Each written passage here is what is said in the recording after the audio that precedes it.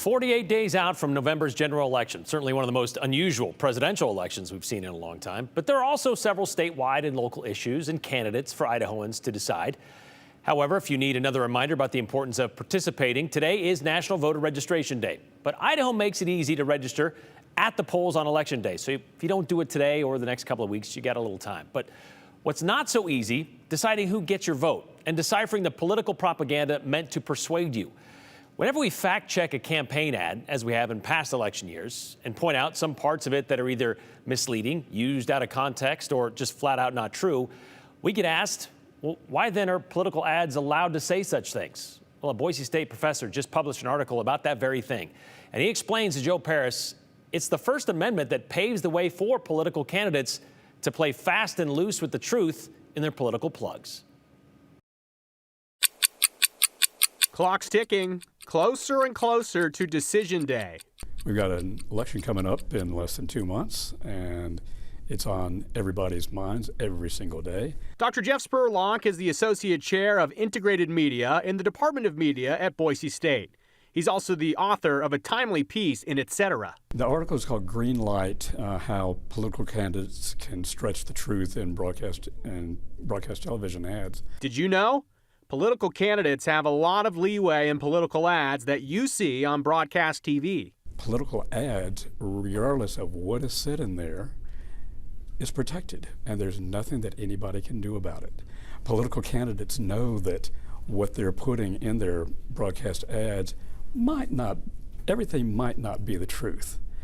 But do the public know that? Not necessarily. Why is this allowed? False advertising for products, for example, it's a major violation of FTC law. Companies like Airborne have been heavily penalized for misleading or untruthful ads.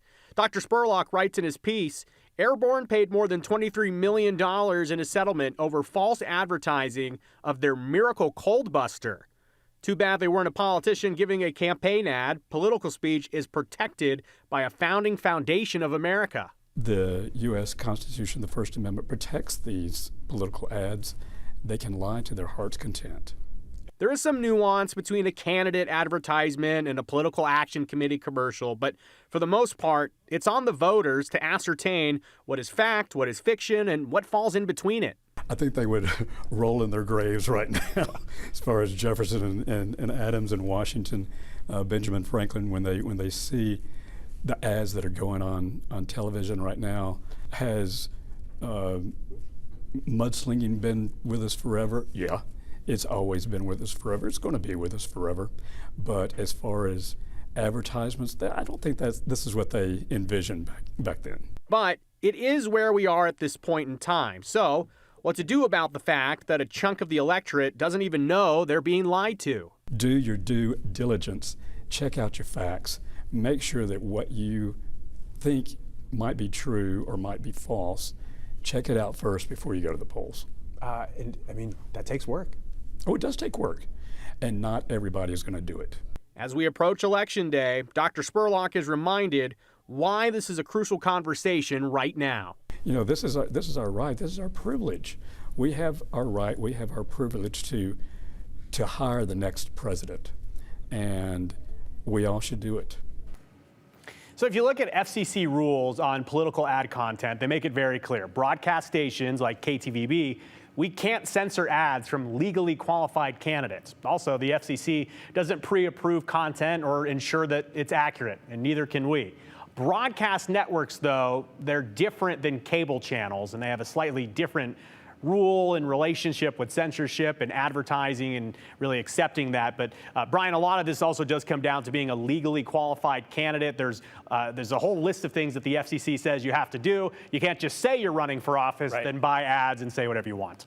So you can lie, but where does libel, slander, defamation fall into this? So you can definitely be held liable for things that you say. However, you just can't be disqualified from having a television ad because something in it is wrong. Okay. If there is a situation where you commit a different crime in the act of airing your political ad, that's a separate problem.